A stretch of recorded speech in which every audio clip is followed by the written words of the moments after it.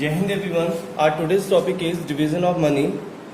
In the previous video we learned about the multiplication of money. In this video we will going to learn about the division of money. So how we can divide the money. So let us understand this with the help of example. For example, I have to divide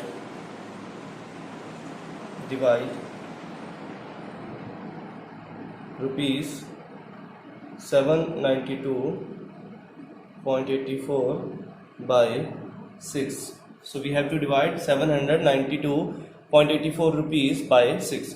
ठीक है. So the process of division of money is similar to the division of ordinary number. जैसे हम ordinary numbers को normal numbers को divide करते हैं ना, वैसे ही हमें money को divide करना है.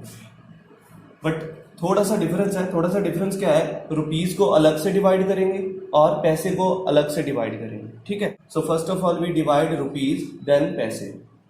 सो rupees part is 792. So we write 792 and divide by 6 and पैसे को इसको ऊपर रुपीज लिख लो. ठीक है. ये रुपीज है हमारे पास और ये हमारे पास पैसे हैं 84/6. ठीक है. So our divisor is one digit number. So we take one digit of the dividend. This is our dividend. This is our divisor. ठीक है. Now compare this digit with this number. Compare this number with this number. If this number is greater than this number, अगर ये number हमारे divisor से बड़ा है, then we can divide it. Otherwise हमें एक नंबर और लेना होगा, जैसे 9. फिर ये 79 बन जाता. ठीक है. अब इसमें 7 6 से बड़ा है तो हम डिवाइड कर सकते हैं. 6 का टेबल हमें पढ़ना है ऐसे नंबर तक जो आंसर है वो 7 के नियर अबाउट आ जाए या फिर 7 के इक्वल आ जाए, बट इससे बड़ा नहीं होना चाहिए. सो 6 1 जा 6, 6 2 जा 12. जब हमने 6 का टेबल 2 तक पढ़ा तो 12 आ गया. इट मीन्स वो 7 से बड़ा हो गया.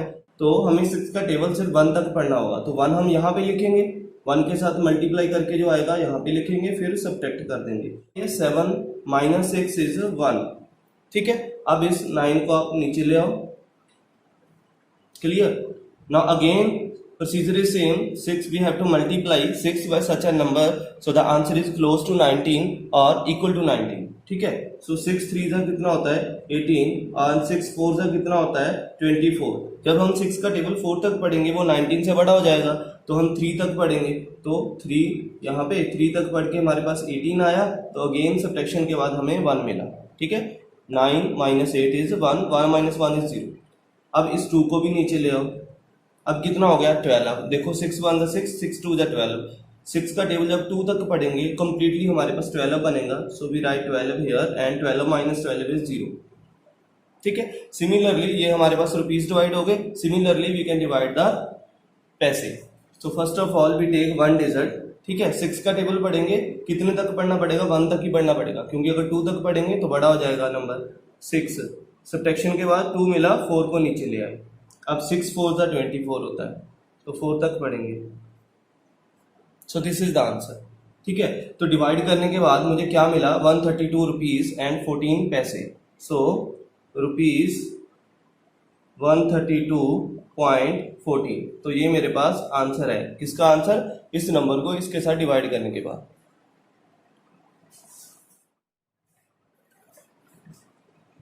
So here we have one more example. Let us divide this number 260.36 rupees by 2. So first of all we have to separate the rupees and paise. Here is paise 36 and divide by 2. ठीक है. तो यहाँ से हम पहले first digit लेंगे. 2 का table 1 तक पढ़ेंगे तो 2 आएगा. 2 का टेबल 2 तक पढ़ेंगे तो 4 आएगा, है ना. When we multiply 2 by 2, so the answer is 4, which is greater than 2. So we have to read the table of 2 up to 1 only.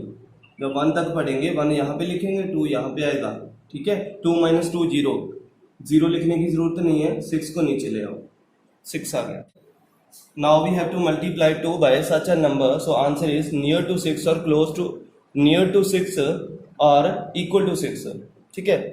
तो जब हमने 2 को 3 के साथ किया तो एग्जैक्टली 6 आंसर आ रहा है. It means we have to multiply 2 by 3, so answer is 6. इसको 0 बचा, माइनस करने के बाद 0 बचा, इस 0 को नीचे ले आएंगे.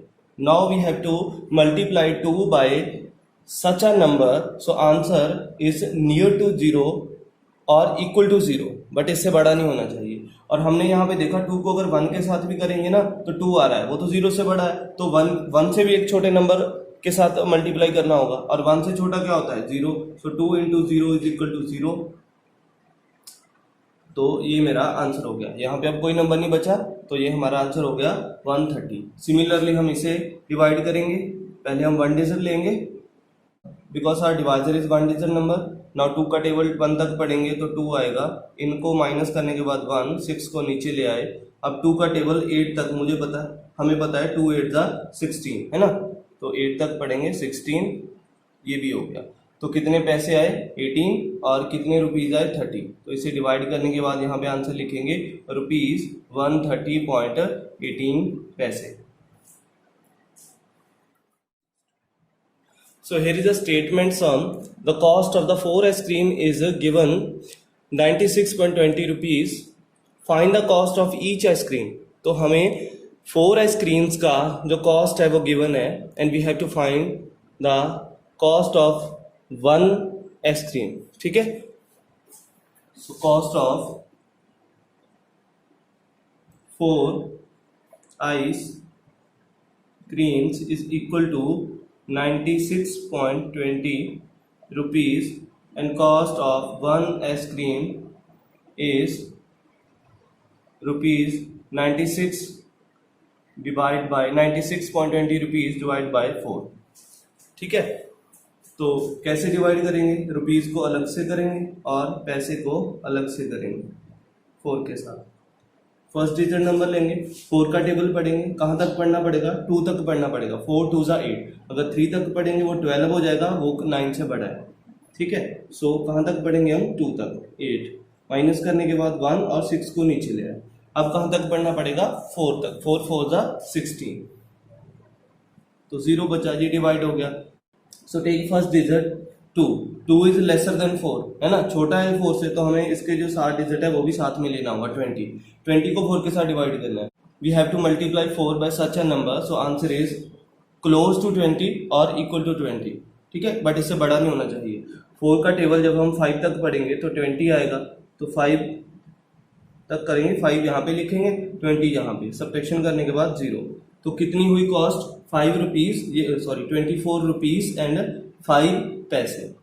24 रुपीज, ये हमारे पास रुपीज थे और ये हमारे पास पैसे थे, तो कितना आंसर आया रुपीज 24,505।